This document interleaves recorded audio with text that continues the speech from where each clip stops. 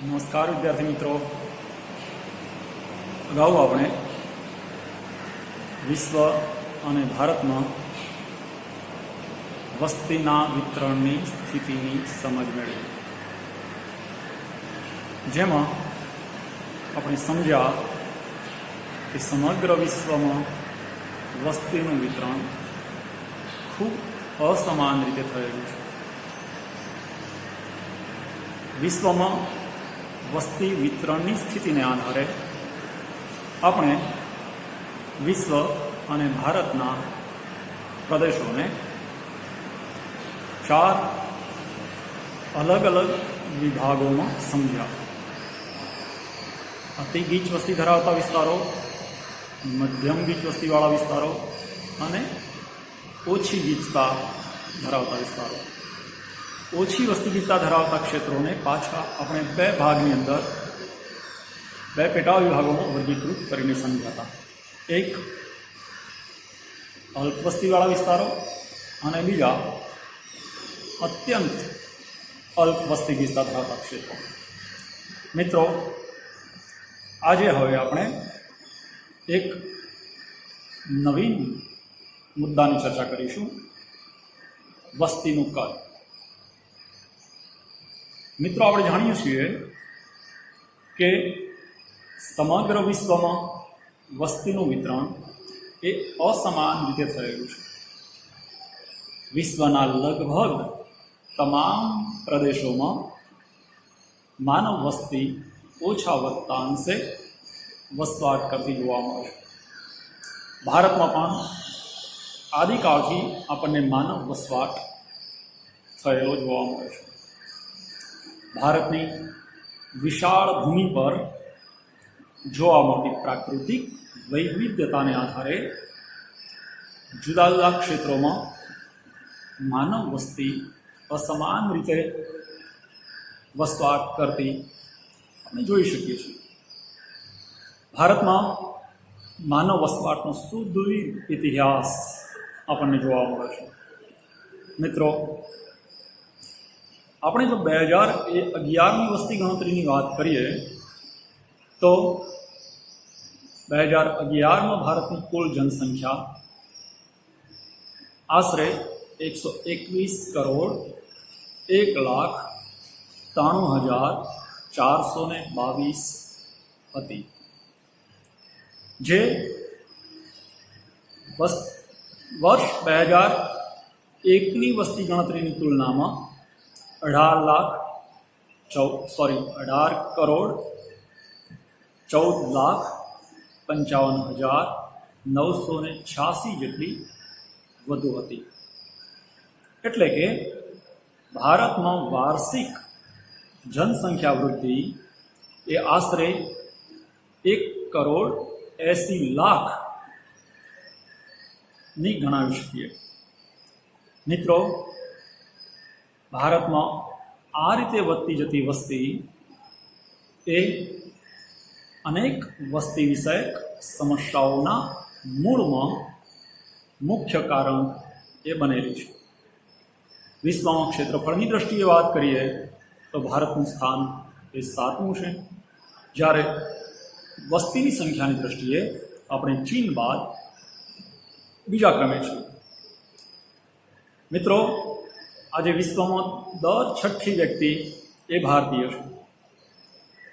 તો ભારતની વસ્તી 3 મુખ્ય ભૂમિખંડો ઉત્તર અમેરિકા, દક્ષિણ અમેરિકા અને ઓસ્ટ્રેલિયાની સંયુક્ત વસ્તીથી પણ અધિક છે. આના પરથી જ તમને અંદાજ આવશે મિત્રો કે વિશ્વના કુલ ક્ષેત્રફળની દ્રષ્ટિએ 7મું સ્થાન ધરાવતા દેશમાં વિશ્વના 3 મોટા ભૂમિખંડોની કુલ જનસંખ્યાથી પણ વધારે વસ્તી વસવાટ કરે છે, જે અનેક માનવીય સમસ્યાઓના મૂળમાં મુખ્ય પરિબળ આપણે ગણાવી શકીએ. તો મિત્રો, ભારત આફ્રિકા ખંડની કુલ વસ્તી કરતાં આશરે 1.5 ગણી અને યુકે કરતાં 7 ગણી વસ્તી વધારે ધરાવે છે. તો પાકિસ્તાન અને બાંગ્લાદેશ જેવા આપણા પડોશી દેશો કરતો ભારતના એકમાત્ર રાજ્ય ઉત્તર પ્રદેશની વસ્તી એ વધારે છે. આનો અર્થ સાદી રીતે આપણે એમ પણ કહી શકીએ કે બે દેશોની કુલ જનસંખ્યા તો આપણા એક ઉત્તર પ્રદેશ રાજ્યની અંદર સમાયેલી છે. આના પરથી જ વસ્તી વિષયક બાબતોની ગંભીરતાને ભારતમાં કેટલી વિકટ પરિસ્થિતિનું સર્જન કર્યું છે એ આપણે સમજી શકીએ. હવે મિત્રો, આપણે બીજા મહત્વના મુદ્દાની ચર્ચા કરીશું, ભારતમાં વસ્તી વિતરણની પ્રાદેશિક વિભિન્નતાઓ. મિત્રો,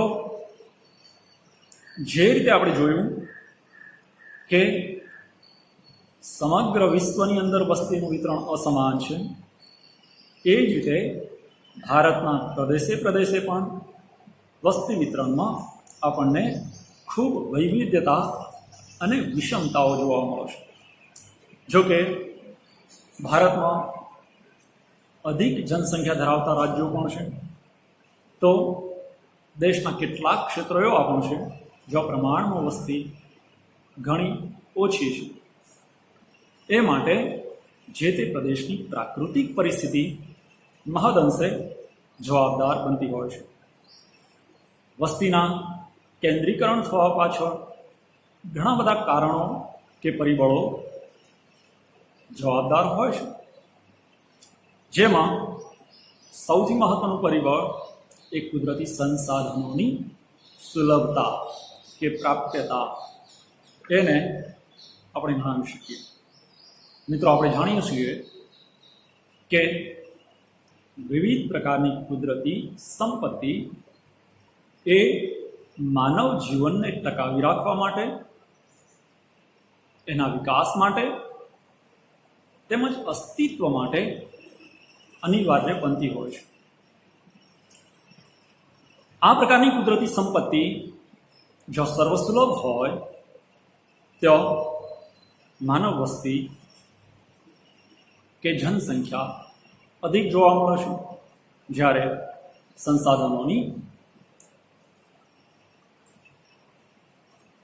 અપૂરતી સગવડો એ વસ્તીના વિતરણ પર પ્રતિકૂળ અસર કરતા હોય છે. પરિણામે એવા ક્ષેત્રોમાં માનવ વસ્તીનો વસવાટ પ્રમાણમાં ઓછો જોવા મળશે. મિત્રો, ભારતના ઉત્તર પ્રદેશ, મહારાષ્ટ્ર, બિહાર અને પશ્ચિમ બંગાળ જેવા રાજ્યો એ દેશની કુલ વસ્તીનો ઘણો મોટો હિસ્સો સમાવીને બેઠેલા છે. હવે મિત્રો, આપણે ભારતમાં વસ્તી વિષયક કેટલાક મહત્વના લક્ષણોની ચર્ચા કે સમજ મેળવીશું. એમાં સૌથી પ્રથમ મિત્રો, ઉત્તર પ્રદેશ અને મહારાષ્ટ્ર ભારતના આ બે રાજ્યોની વસ્તીનો સરવાળો કરીએ તો એ બંને રાજ્યો એ ભારતની લગભગ ચોથા ભાગની વસ્તી ધરાવતા છે. એટલે કે દેશની કુલ જનસંખ્યાની 25% વસ્તી તો આ બે મુખ્ય રાજ્ય ઉત્તર પ્રદેશ અને મહારાષ્ટ્રમાં જ વસવાટ કરે છે. હવે ક્ષેત્રફળની દ્રષ્ટિએ વાત કરીએ તો ક્ષેત્રફળની દ્રષ્ટિએ મહાકાય એવા ભારતના બે રાજ્ય રાજસ્થાન અને મધ્યપ્રદેશ એ અનુક્રમે 5.6% અને 6% વસ્તી ધરાવે છે. એટલે કે ભારતની કુલ વસ્તીમાંથી 5.6% વસ્તી એ ગુજરાતના પડોશી રાજ્ય અને દેશનું ક્ષેત્રફળની દ્રષ્ટિએ સૌથી મોટું રાજ્ય રાજસ્થાન છે એમાં વસવાટ કરે છે, જ્યારે દેશની કુલ જનસંખ્યામાંથી 6% વસ્તી એ પડોશી એક બીજા મહત્વના રાજ્ય પશ્ચિમ બંગાળની અંદર વસવાટ કરે છે. આમ જનસંખ્યાની સ્થિતિ આપણને દેશના પ્રદેશે પ્રદેશે અલગ અલગ જોવા મળે છે. હવે દેશના અન્ય એક રાજ્યની વાત કરીએ તો બિહાર રાજ્ય એ ભારતના કુલ ક્ષેત્રફળના 2.8% જેટલો વિસ્તાર ધરાવે છે, પણ ભારતની વસ્તીની દ્રષ્ટિએ ત્યાં દેશના કુલ જનસંખ્યામાંથી 8.5% લોકો વસવાટ કરે છે. તો મિત્રો, આપણા દેશની અંદર 11 રાજ્યો અને 6 કેન્દ્ર શાસિત પ્રદેશો એ એના ક્ષેત્રફળની તુલનામાં વસ્તીનું ભારણ એ રાષ્ટ્રીય સરેરાશથી પણ ઘણું ઊંચું છે. દેશના પૂર્વોત્તર સીમા પર આવેલા રાજ્ય અરુણાચલ પ્રદેશ અને ઉત્તરાખંડમાં વસ્તીનું પ્રમાણ એના વિશાળ ભૌગોલિક ક્ષેત્રફળની તુલનામાં ઘણું ઓછું છે. મિત્રો, એ પાછળના પ્રમુખ કારણને જો સમજવાનો પ્રયાસ કરીએ તો તમને એ સમજાશે કે અહીંનું દુર્ગમ ભૂપૃષ્ઠ, ખૂબ ઊંચું પર્વતીય ભૂપૃષ્ઠ એ અહીંનું પ્રમુખ પ્રતિકૂળ પરિબળ છે. અહીં ખેતીલાયક જમીનનો અભાવ, ખૂબ ઊંચાઈ પર આ પ્રદેશો આવેલા હોવાને કારણે પ્રતિકૂળ હવામાનની સ્થિતિ એ વસ્તીની વિતરણની બાબત પર અસર કરતા મુખ્ય પરિબળ છે. હવે વસ્તીની દ્રષ્ટિએ દેશમાં સૌથી ઓછી વસ્તી ધરાવતું રાજ્ય એ સિક્કિમ છે. મિત્રો, અવારનવાર વિભાગ એમાં એક પ્રશ્ન પૂછાય છે, દેશમાં સૌથી ઓછી વસ્તી ધરાવતું રાજ્ય કયું છે? તો યાદ રાખીશું, સિક્કિમ એ ભારતનું સૌથી ઓછી વસ્તી ધરાવતું રાજ્ય છે. તો એનાથી વિરુદ્ધ સૌથી ઓછી વસ્તી ધરાવતો કેન્દ્ર શાસિત પ્રદેશ એ લક્ષદ્વીપ છે. આ પણ મિત્રો યાદ રાખીશું. આ બંનેમાંથી કોઈ પણ એક પ્રશ્ન પૂછાવાની સંભાવના વિશેષ રહેશે. તો મિત્રો, અન્ય કેટલાક કેન્દ્ર શાસિત પ્રદેશો જેવા કે આંદામાન નિકોબાર ટાપુઓ, દાદરા અને નગર હવેલી તથા દમણ અને દીવ અને લક્ષદ્વીપના કેન્દ્ર શાસિત વિસ્તારોની વસ્તીની ટકાવારીમાં આંદામાન નિકોબાર એ 0.03% હિસ્સો ધરાવે છે. મતલબ કે કેન્દ્ર શાસિત પ્રદેશોમાં અહીં આંદામાન નિકોબારનો હિસ્સો ઘણો ઓછો છે એમ આપણે કહી શકીએ. આપણા દેશની સરેરાશ વસ્તી ગીચતા એ 382 છે, જ્યારે અરુણાચલ પ્રદેશમાં સૌથી ઓછી વસ્તી ગીચતા માત્ર 17 આપણને જોવા મળે છે. મિત્રો, અહીં ફરીથી આપણે એક બાબત ધ્યાનમાં રાખીશું કે વસ્તી ગીચતા કોને કહેવાય? તો વસ્તી ગીચતા એટલે પ્રત્યેક ચોરસ કિલોમીટર વિસ્તારમાં વસતી જનસંખ્યા. અહીં આપણને સૌથી ઓછી વસ્તી ગીચતા ધરાવતું રાજ્ય પૂછાય તો યાદ રાખીશું અરુણાચલ પ્રદેશ, જ્યારે વધુમાં વધુ વસ્તી ગીચતા એ દિલ્હીની છે, જો પ્રત્યેક ચોરસ કિલોમીટર વિસ્તારમાં 11,297 લોકો વસવાટ કરે છે. આના પરથી તમને વસ્તી ગીચતામાં જોવા મળતા ખૂબ મોટા ફેરફારની સ્થિતિની સમજ પ્રાપ્ત થશે. તો અહીં આપણે વસ્તીના કદ વિશેની મહત્વની બાબતની ચર્ચા કરી. મિત્રો, તમે જાણો છો કે પ્રદેશે પ્રદેશે વસ્તી ગીચતા અને એના વિતરણમાં વૈવિધ્યતા જોવા મળે છે અને એની પાછળ કેટલાક ચોક્કસ પરિબળો જવાબદાર હોય છે. તો હવે આપણે વસ્તી ગીચતાને અસર કરતા પરિબળોની સમજ મેળવીશું. મિત્રો, વસ્તીની ગીચતા પર અસર કરતા મુખ્ય પરિબળો 4 છે. એક, ભૌગોલિક પરિબળો. બીજા, આર્થિક પરિબળો. ત્રીજા પરિબળ છે સામાજિક અને ધાર્મિક પરિબળો. અને ચોથું પરિબળ છે રાજકીય પરિબળ. આ ચારેય પ્રકારના પરિબળોની સંયુક્ત અસરથી દેશ અને વિશ્વના જુદા જુદા પ્રદેશોમાં વસ્તીની ગીચતા એ અસમાન જોવા મળતી હોય છે. મિત્રો, આપણે જાણીએ છીએ કે માનવી પોતાના અસ્તિત્વને ટકાવી રાખવા માટે અનુકૂળ ભૌગોલિક સંજોગોની તલાશમાં સતત રહેતો હોય છે. જો કે હવે તો માનવી એટલો સબળ બનેલો છે કે એણે વિજ્ઞાન અને ટેકનોલોજીની મદદ લઈને પ્રતિકૂળ ભૌગોલિક પરિસ્થિતિને પોતાના અસ્તિત્વ માટે અનુકૂળ બનાવવાની ક્ષમતા એણે કેળવી લીધી છે. અને કુદરતને પણ પડકાર આપી માનવી વિકટ ભૌગોલિક પરિસ્થિતિમાં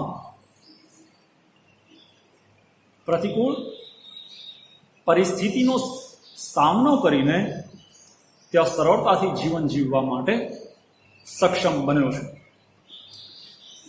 જો કે વિશ્વના કેટલાક એવા ક્ષેત્રો પણ છે જ્યાં માનવી સરળતાથી કે સહજ રીતે પોતાનું જીવન વ્યતીત કરી શકે છે. જેવા કે નદીઓના ફળદ્રુપ રસાળ મેદાની પ્રદેશો, સપાટ સમતલ ઘાસના મેદાનો અને સમુદ્ર કિનારાના ફળદ્રુપ મેદાનોના ક્ષેત્રો એ માનવ જીવનના વિકાસ માટે સૌથી વધારે અનુકૂળ બનતા હોય છે. અને મિત્રો, તેથી જ વિશ્વની પ્રાચીનતમ માનવ સંસ્કૃતિઓનો ઉદય એ નદીઓના મેદાની પ્રદેશની અંદર થયેલો છે. ભારતમાં પણ ગંગાની સંસ્કૃતિ, એ જ રીતે સિંધુ ખીણની સંસ્કૃતિ, આફ્રિકામાં નાઇલની સંસ્કૃતિ, આ બધી માનવ સંસ્કૃતિઓ એ જે તે પ્રદેશમાં આવેલી નદીઓના રસાળ મેદાની પ્રદેશોની અંદર જ વિકસેલી આપણે જોઈ શકીએ છીએ. હવે વસ્તી ગીચતા પર અસર કરતા મુખ્ય પરિબળોમાં આપણે ભૌગોલિક પરિબળોની સમજ મેળવીએ. મિત્રો, અહીં ભૌગોલિક પરિબળો કહેતાની સાથે જ તમને એ બાબત સ્પષ્ટ હશે કે અહીં ભૌગોલિક પરિસ્થિતિ કેવી રીતે વસ્તીની ગીચતા પર અસર કરે છે એની સમજ મેળવવાની થાય. તો મુખ્ય ભૌગોલિક પરિબળો 4 છે જે વસ્તીની ગીચતા પર અસર કરતા હોય છે. એક, અક્ષાંશ. બીજું, ભૂપૃષ્ઠ. ત્રીજું પરિબળ છે આબોહવા. અને ચોથું પરિબળ છે જમીન. મિત્રો, આપણે જાણીએ છીએ કે આ ચારેય ભૌગોલિક પરિબળો એ માનવીના અસ્તિત્વને ટકાવવા માટે એકદમ પ્રમુખ એટલે કે મુખ્ય અસર કરતા પરિબળો છે. જેમાં સૌથી પ્રથમ આપણે વાત જોઈશું અક્ષાંશની. મિત્રો, ગયા વર્ષે ધોરણ 11માં આપણે અક્ષાંશનો ખ્યાલ મેળવી ચૂકેલા છીએ.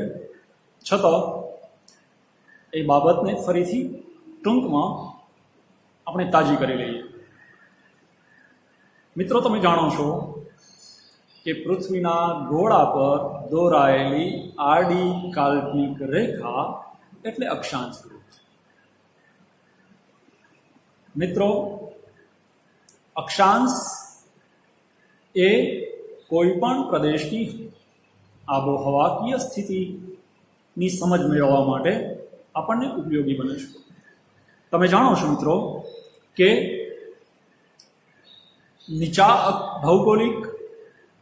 નીચા અક્ષાંશ ધરાવતા ભૌગોલિક પ્રદેશોની અંદર સમગ્ર વર્ષ દરમિયાન તાપમાન ખૂબ ઊંચું રહે છે. દાખલા તરીકે વિષુવવૃત્ત અને તેની આસપાસના ઉષ્ણકટિબંધીય ભૌગોલિક પ્રદેશોમાં સૂર્યના કિરણો બારેમાસ સીધા પડતા હોવાથી ત્યાં તાપમાન અને ભેજનું પ્રમાણ ખૂબ ઊંચું રહે છે, જેને કારણે અહીં માનવ વસવાટ માટે અનેક સમસ્યાઓ સર્જાતી હોય છે. અત્યંત ઊંચા તાપમાન અને ભેજના વધારે પ્રમાણને કારણે અહીં વધારે વરસાદ થાય છે. પરિણામે વિષુવવૃત્તીય પ્રદેશોમાં અત્યંત ગીચ જંગલો થતા હોય છે, જે ગીચ જંગલોની રોગિષ્ટ આબોહવાને પરિણામે અહીં માનવ વસવાટ આપણને ઓછો જોવા મળે છે.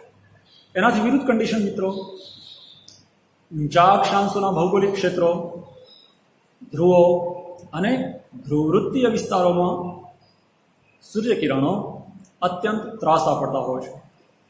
પરિણામે ત્યાં તાપમાન અત્યંત નીચું જોવા મળે છે. અત્યંત નીચા તાપમાને કાતિલ ઠંડીની પરિસ્થિતિથી ત્યાં ખેતી, ઉદ્યોગ, પરિવહન તેમજ અન્ય માનવ પ્રવૃત્તિઓના વિકાસની સામે અનેક પડકારો ઊભા થતા હોય છે, જેને કારણે ત્યાં માનવ વસ્તીનું પ્રમાણ અન્ય વિસ્તારોની તુલનાએ ઓછું જોવા મળે છે. જો કે હવે આજના માનવીએ વિજ્ઞાન અને ટેકનોલોજીની મદદથી આ પ્રદેશોના પ્રતિકૂળ હવામાનની પરિસ્થિતિ પર વિજય પ્રાપ્ત કરીને દુર્ગમ ગણાતા આવા ક્ષેત્રોમાં પણ વસવાટ કરવાની ક્ષમતા કેળવી છે. આવા પ્રદેશોમાં પણ જો આપણને ત્યાં કિંમતી ખનિજો અને અન્ય કુદરતી સંસાધનો ઉપલબ્ધ હોય તો વિજ્ઞાન અને ટેકનોલોજી દ્વારા આપણે એવા વિસ્તારોમાં વસવાટ કરવા માટે સક્ષમ બન્યા છીએ. પરંતુ એ માટે માનવીએ એ પ્રદેશની જજુમવું પડતું હોય છે. અલાસ્કા અને સાઇબિરિયા એના ઉત્તમ ઉદાહરણો ગણાવી શકીએ કે જો અત્યંત નીચા તાપમાન વચ્ચે ખનિજ તેલના ઉત્ખનન માટે માનવી વસવાટ કરતો થયેલો છે. તેમ છતાં અહીં વિશ્વના અન્ય પ્રદેશોની તુલનાએ માનવ વસ્તી આપણને ઓછી જોવા મળે છે. જ્યારે મધ્ય અક્ષાંશમાં આવેલા ભૂમિ ક્ષેત્રોમાં આબોહવાની દ્રષ્ટિએ પરિસ્થિતિ વધારે સાનુકૂળ રહેતી હોવાથી માનવ વસ્તીની ગીચતા વધારે જોવા મળે છે. તો વિશ્વના કેટલાક ક્ષેત્રો એવા છે, ખાસ કરીને સમશીતોષ્ણ કટિબંધીય પ્રદેશો, જો માનવ વસ્તી એ વધુ સરળતાથી પોતાનું જીવન વ્યતીત કરી શકે છે. હવે બીજા મહત્વના પરિબળની ચર્ચા કરીશું મિત્રો, ભૂપૃષ્ઠ. ભૂપૃષ્ઠ એ બે શબ્દોનો બનેલો એક શબ્દ છે, જેમાં ભૂ એટલે જમીન અથવા તો માટી અને પૃષ્ઠ એટલે સપાટી. મિત્રો, આપણે જાણીએ છીએ કે જમીન સપાટી એ વિશ્વભરની અંદર બધી જગ્યાએ એક સમાન પરિસ્થિતિ ધરાવતી નથી. વિશ્વના કેટલાક ક્ષેત્રો સમુદ્ર સપાટીથી ખૂબ ઊંચાઈ પર આવેલા છે, તો કેટલાક પ્રદેશો એવા છે જે સમુદ્ર સપાટીથી પણ ઓછી ઊંડાઈએ ઓછી ઊંચાઈ પર આવેલા છે. દાખલા તરીકે જોર્ડન નદી ખીણનું મેદાન જે સમુદ્ર સપાટીથી પણ ઓછી ઊંચાઈ પર આવેલું છે. આમ પ્રાકૃતિક નકશાના આધારે આપણને વિશ્વના ભૂપૃષ્ઠની સ્થિતિનો ખ્યાલ આવતો હોય છે.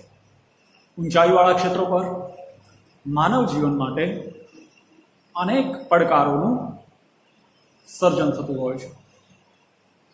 ત્યાં હવા એકદમ પાતળી હોય છે. વાતાવરણમાં ઓક્સિજનની માત્રા એ ખૂબ નહિવત બનતી હોય છે. પરિણામે વળી અહીં ખેતી માટે સમતલ જમીન ભાગો પ્રાપ્ત બનતા નથી. પરિવહન માટેના માર્ગોનો અભાવ હોય છે.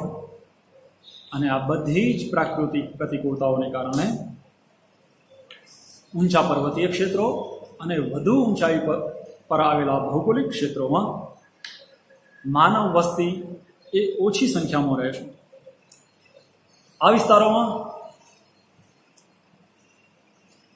પ્રાકૃતિક પ્રતિકૂળતાઓની સાથે સાથે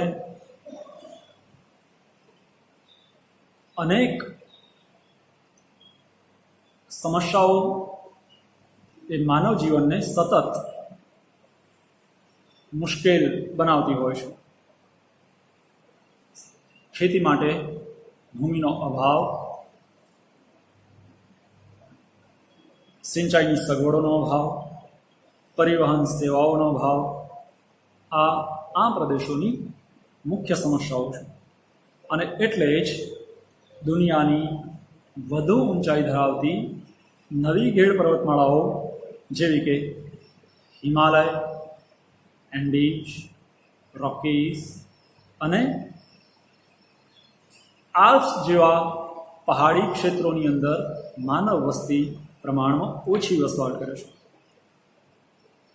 તિબેટ અને બોલિવિયાના ઉચ્ચ પ્રદેશો પણ આવા જ ઉદાહરણો તરીકે આપણે ગણી શકીએ, જે ઉચ્ચ પ્રદેશોની વધુ ઊંચાઈને કારણે અહીં પાંખી માનવ વસ્તી આપણને જોવા મળે છે. એનાથી વિરુદ્ધ સ્થિતિની વાત કરીએ મિત્રો, તો ઊંચાઈવાળા ક્ષેત્રોની વિરુદ્ધ સમતલ, સપાટ અને વિસ્તૃત એવા મેદાની પ્રદેશોની અંદર માનવીની તમામ આર્થિક પ્રવૃત્તિઓ માટેની ભૌગોલિક અનુકૂળતાઓ સર્વસુલભ બનતી હોવાથી ત્યાં ખેતી, પરિવહન, પાણીનો પુરવઠો, ઉદ્યોગોના વિકાસ માટેની અનુકૂળતાઓ અને ફળદ્રુપ જમીન વિસ્તારો ઉપલબ્ધ હોવાથી ત્યાં માનવ વસ્તીનો વિકાસ એ સરળતાથી થાય છે.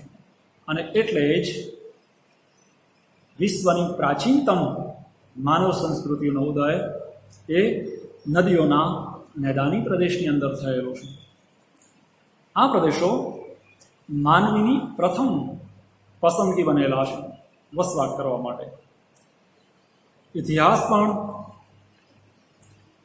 એ વાતની સાબિતી આપણને આપે છે કે વિશ્વની મોટા ભાગની પ્રાચીનતમ માનવ સંસ્કૃતિઓનો ઉદય એ નદીઓના મેદાન પ્રદેશની અંદર જ થયો હતો. તો આ બીજા મહત્વના ભૌગોલિક પરિબળ તરીકે આપણે ભૂપૃષ્ઠની સમજ મેળવી. હવે મિત્રો ત્રીજું મહત્વનું પરિબળ સમજીએ, આબોહવા. મિત્રો અહીં આબોહવા એ પણ બે શબ્દોનો બનેલો એક શબ્દ છે. ગયા વર્ષે આપણે આબોહવા વિશે પણ વિસ્તૃત સમજ મેળવી હતી. ફરીથી એને તાજું કરી લઈએ. આબોહવા એ બે શબ્દ આબ વત્તા હવાનો બનેલો છે, જેમાં આબ એટલે પાણી અને હવા. કોઈ પણ પ્રદેશના હવા પાણી એટલે એ પ્રદેશની આબોહવા. અંગ્રેજીમાં આપણે એને ક્લાઇમેટ, તો હિન્દીમાં આપણે એને જલવાયુ તરીકે ઓળખીએ છીએ. મિત્રો આપણે જાણીએ છીએ કે માનવીની પ્રાથમિક જરૂરિયાતોમાં રોટી, કપડાં और મકાન એ મુખ્ય 3 જરૂરિયાતો છે અને આ ત્રણેય જરૂરિયાતો સરળતાથી ઉપલબ્ધ કરવા માટે આપણને સાનુકૂળ આબોહવાકીય પરિસ્થિતિ એ જરૂરી બનતી હોય છે. અતિશય ઠંડી કે અતિશય ગરમ આબોહવાકીય પરિસ્થિતિ એ માનવીના વિકાસ માટે પ્રતિકૂળ પરિબળ બને છે. આવી પરિસ્થિતિમાં માનવ પ્રવૃત્તિઓ કરવી સરળ હોતી નથી અને એના કારણે અત્યંત ઠંડા અને અત્યંત ગરમ વિસ્તારો એ ઓછી વસ્તીવાળા ક્ષેત્રો બનેલા છે. વિશ્વના ગરમ રણ પ્રદેશો, એ જ રીતે અત્યંત ઠંડા રણ પ્રદેશો જેવા કે ઉત્તર અને દક્ષિણ ધ્રુવના ધ્રુવીય વિસ્તારો અને વિષુવવૃત્તના જંગલ વિસ્તારો જે રોગિષ્ઠ આબોહવાકીય પરિસ્થિતિ ધરાવે છે, ત્યાં માનવ વસ્તી એ ઓછી છે. એનાથી વિરુદ્ધ સમશીતોષ્ણ કટિબંધીય પ્રદેશોમાં, મોસમી આબોહવાના પ્રદેશોમાં અનુકૂળ આબોહવાકીય પરિસ્થિતિને કારણે વસ્તી દિવસ રાત વધતી જાય છે. આમ આપણે સમજી શકીએ કે આબોહવા એ માનવ અસ્તિત્વ માટે અને એના વિકાસ માટે સૌથી મહત્વનું પરિબળ એ જોઈ શકાય છે. હવે મિત્રો, ચોથા ભૌગોલિક પરિબળની સમજ મેળવીએ, જમીન. મિત્રો, આપણે જાણીએ છીએ કે આપણું અસ્તિત્વ એ જમીન પર નિર્ભર છે. જે ભૌગોલિક પ્રદેશની જેવી જમીન હશે એ પ્રમાણે એ વિસ્તારમાં વસ્તીના વસવાટની સ્થિતિ આપણને જોવા મળતી હોય છે. સારી ઉપજ ધરાવતી અને રસાળ તેમજ ફળદ્રુપ જમીનોમાં વિવિધ પ્રકારના ખેતી પાકો ખૂબ ઓછી મહેનત દ્વારા મબલખ માત્રામાં આપણે લઈ શકીએ છીએ. પરિણામે જો પાકની ઉપજ કે ઉત્પાદન વધારે લઈ શકાય છે, એવા નદીઓના કાંપના બનેલા ફળદ્રુપ રસાળી મેદાની ક્ષેત્રોમાં માનવ વસ્તી ખૂબ અધિક માત્રામાં વસવાટ કરતી જોવા મળે છે. આવા રસાળ મેદાનોના બનેલા મર્યાદિત જમીન પ્રદેશો પણ મબલખ કૃષિ ઉત્પાદનો આપતા હોવાથી અહીં અધિક જનસંખ્યાનું પોષણ પણ સરળતાથી થઈ શકે છે. મિત્રો, તમે જાણો છો કે વિશાળ ભારતના ઉત્તર ભારતના મેદાની પ્રદેશની અંદર દેશની કુલ જનસંખ્યાની 40%થી પણ વધારે વસ્તી વસવાટ કરે છે. એના પાછળનું મુખ્ય કારણ એ ગંગા, સતલુજ, બ્રહ્મપુત્ર અને એમની સહાયક નદીઓ દ્વારા બનેલા ઉત્તર ભારતના રસાળ મેદાન પ્રદેશને આપણે મુખ્ય કારણ ગણાવી શકીએ. નદીઓના ખીણ પ્રદેશોમાં પણ આ જ પ્રકારની અનુકૂળતાઓ હોવાથી ત્યાં વસ્તી ગીચતા આપણને વધારે જોવા મળે છે. જ્યારે અફળદ્રુપ અને બિન ઉપજાઉ રણ પ્રદેશોની જમીનો એ પ્રમાણમાં ઓછી જનસંખ્યા ધરાવતી જોવા મળે છે. વિશ્વના ગરમ અને ઠંડા રણ વિસ્તારો, ઓછી ફળદ્રુપતા ધરાવતા ઉચ્ચ પ્રદેશોના ઢોળાવો, જો માનવ વસ્તી પ્રમાણમાં ઓછી જોવા મળતી હોય છે. આમ આપણે કહી શકીએ કે જો ફળદ્રુપ અને રસાળ જમીનો છે ત્યાં માનવ વસ્તી અધિક હોય છે, જ્યારે અલ્પ કે ઓછી ફળદ્રુપતા ધરાવતા વિસ્તારો માનવ વસ્તીનું પ્રમાણ ઓછું ધરાવતા હોય છે. આવતી વખતે આપણે માનવ વસ્તી ગીચતા પર અસર કરતા આર્થિક પરિબળોની સમજ મેળવીશું.